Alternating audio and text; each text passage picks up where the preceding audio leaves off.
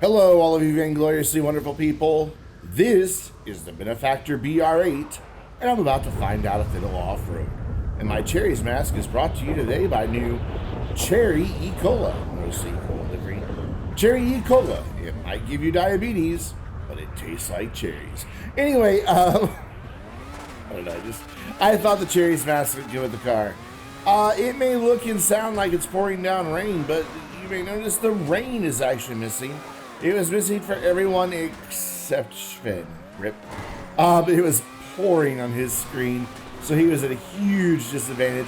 For the rest of us, it was just really cloudy and windy with lightning and thunder, but totally dry, so we went and just let Sven deal with the rain.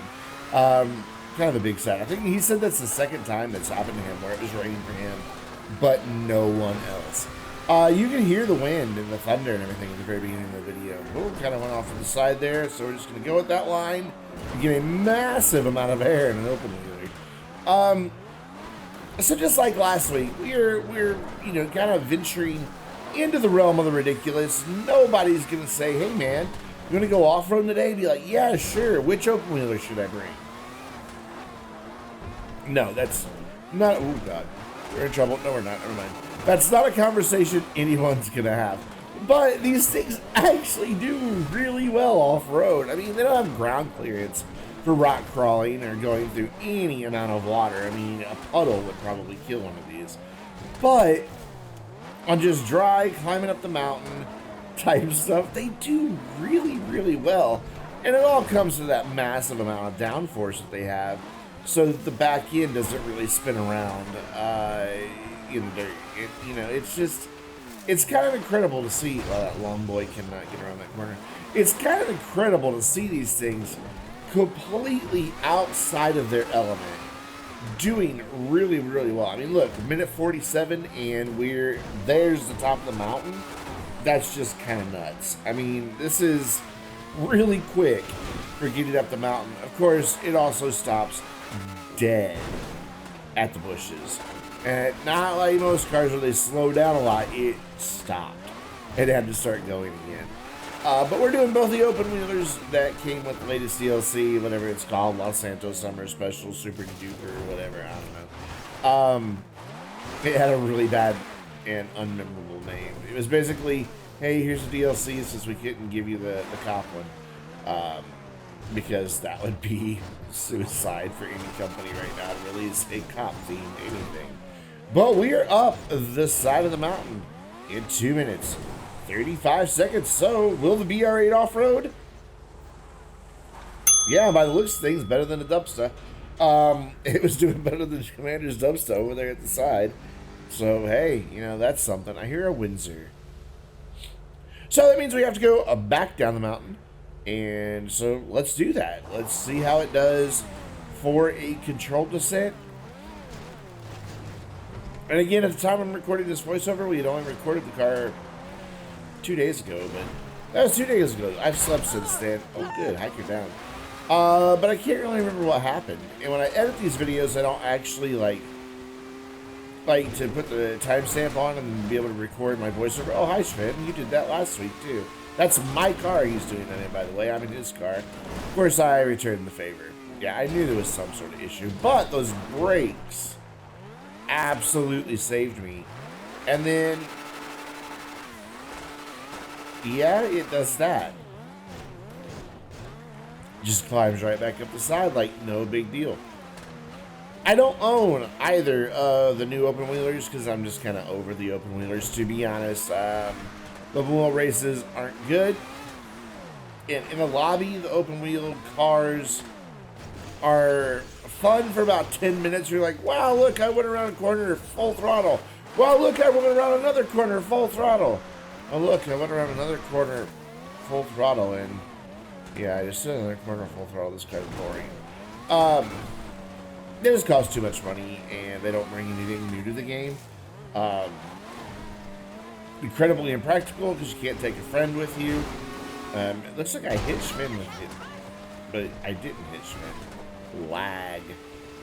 And I am getting a good hiker count coming down this hill. I am proud of myself. Yeah, so I just didn't buy either of the open wheelers. If one goes to the podium, fine, I'll keep it and upgrade it. But other than that, I seriously doubt I'll get one. Though both cars today turned in a better time than the Pro Gen PR4 by a pretty good amount, honestly. We'll take a look at it in, a little bit. Actually, we can talk about it now since we went up the top of the mountain already. 33.5 seconds faster than the PR4. Oh, double hiker strike. 33.5 seconds faster up the mountain, which is crazy. Why this did so much better than the PR4, I don't know. It just, oh my god, another hiker. It makes it the current first place open wheeler, but it won't hold on to that title for long. And it comes in 14th out of 280 vehicles tested as of this video. There goes Finn flying off to the side. Majestic. Truly majestic. But we're at the top of Mount Chiliad, where we're going to drive off the side and see what type of damage this thing can take. Boosting did nothing there because I was going sideways. I don't know why I even tried. Yeah, the open wheelers, because of their ground clearance, don't really do so well in the damage descent. They get stuck on everything. Everything slows them down. I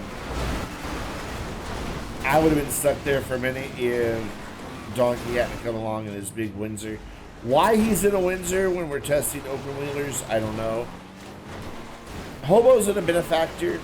That makes sense. I get that. I understand that completely. I'm gonna try to boost here in a minute. Ram somebody. I'm gonna move. But I don't really understand the Windsor connection. I don't know. But it's there, and it looks fantastic. So I love the Windsor.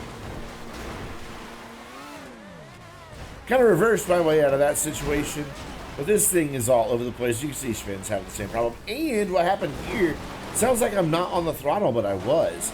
This happens with both the open wheelers, that after a major impact, they just wouldn't go. Like, there was just no throttle response at all. The car was still running, but it would not accelerate whatsoever. I went over everybody in that melee. That was incredible. I am amazing. That was all skill, not at all any luck based whatsoever. Nope, totally skill. And they're all still back there fighting in the melee through that tunnel, whereas I am emerging victorious. And we are down in 1 minute, 43 seconds. So let's take a look at the damage on the BR8, and its windscreen's missing. And it's kind of muddy. And that's it. When did these things get so tough? When do they stop shedding every single body panel at the first indication of an impact? I don't know. But we'll take a look at the support vehicles, and one of them became a mule. I guess. I don't know. Anyway, looks like everybody got pretty battered, but that brings us to our next vehicle, the Declasse DR1. Another open wheeler that I will probably never own. But that I like a lot more. I like the IndyCar look of this one. I like it a lot. I really dig its look. So Azan forgot that he needs to be parked before we start wheeling off-road, which leads me to sit here and rev the engine a little bit longer than usual. And Donkey once again has some wee-woos, but don't worry. We have a way to teach Donkey his lesson for wee-woos. 2 weeks ago, with his lifeguard, Granger, we tried to, get him to lay off the wee-woos a little bit. Wee-woos in moderation are fantastic. Wee-woos non-stop are annoying. But don't you worry. Donkey has learned his lesson. And you'll see how we taught him that lesson in just a little bit. So, Declasse DR1. Like I said, I like its looks. I really like how Schwinn did it up here with this livery and his choice of spoilers. Looks fantastic. But it's still not something you would ever want to take off-roading. But keep your eye on that timer. This thing is going to just blow the other two open wheelers right out of the water. I don't know what makes this thing so special. Like I said, I've not bought it, so I've not spent any time. This is literally the first time I drove it, right here for this test. I didn't even do a practice run in either one of these open wheelers. Schwinn got them in, I got in, and I drove, and that was that. Well, hello there. I think that was a hobo. So I've not really had time to, you know, get to know either car and their characteristics and, you know, where they're better, where they're worse. So it's really hard for me to offer any input on why this thing is so much better than all the other open wheelers off-roading. But it is. It just really is. I mean, conditions are always the same. It's always the same driver. I know this path like the back of my hand. I'm good at getting cars up this mountain. And that's not bragging. I just am. I mean, yeah, I've done it 280 times now, at least. Plus, that's not counting the races and in the snow. So, you know, well over probably 350 times by now, just for videos. And again, still not counting the times I've driven when we weren't doing it off-road. But this thing just flew up this mountain. Just absolutely flew. And we're up 2 minutes, 30 seconds. So will the DR1 off-road? Yeah, don't do it. For the love of God, don't take this thing off-roading. But it'll do it if you need to. That makes it the number one out of the 3 open wheelers, 4.5 seconds faster than the BR8 that we just looked at, and 6th overall out of 288 vehicles, or 280 vehicles. Of course, I managed to ram the observation deck. Donkey once again with his wee-woos, not realizing that every wee that he woos is one wee-woo closer to his final wee-woo. It just is. Though at least I got far enough away. What's really cool is, and you can see this in the behind-the-scenes video, if you were a channel supporter, or if you are a channel supporter, you can watch it. I drove all the way back up the mountain in first person just because it was terrifying because of the unique view you get in first person from these cars. Most of the time I could not see the trail. What was really cool is I could see the red and blue lights from Donkey's cop car in the rear view mirrors. Couldn't see him, couldn't see the car, but I could see the red and blue lights, which was kind of neat. Hey, a hold the wheel vehicle's available. No one will do that because we're busy recording videos. If only that had happened yesterday when we needed it for daily objectives instead of needing to be on for daily objectives for 2.5 hours. Getting bounced all around on this controlled descent, which is unfortunate, but at least it's able to maintain some composure, and it does have those incredibly good brakes, so that if you run into problems, all you gotta do is hit that panic button called the brake pedal, and you stop, and you're fine. No headlights though, so kind of a little hard to see here in the dark.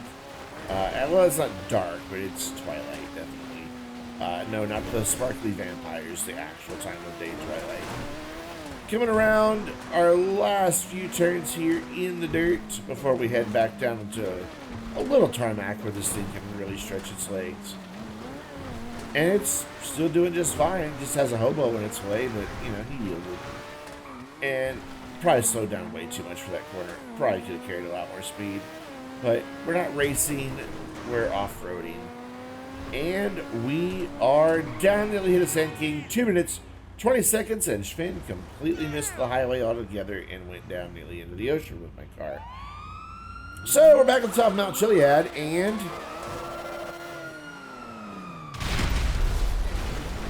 since we had to wait for daylight, we had a lot of time at the top of Mount Chiliad to hang out and goof off and, you know, do general shenanigans. And some of those general shenanigans involved putting lots of, because the flaming wreckage, I love it, putting lots and lots of sticky bombs on Donkey's police car. Not just me. Schwinn did it too. Yeah, I am stuck on my roof, and we're going to be stuck on the roof here for a minute. I can't get it to turn over, and I'm just slowly sliding. And I knew he was going to hit those damn wee-woos the second he started going, so I waited till I was clear, and I detonated my sticky bomb. And I readily admit it. Of course, I don't have to admit it because it says I killed him.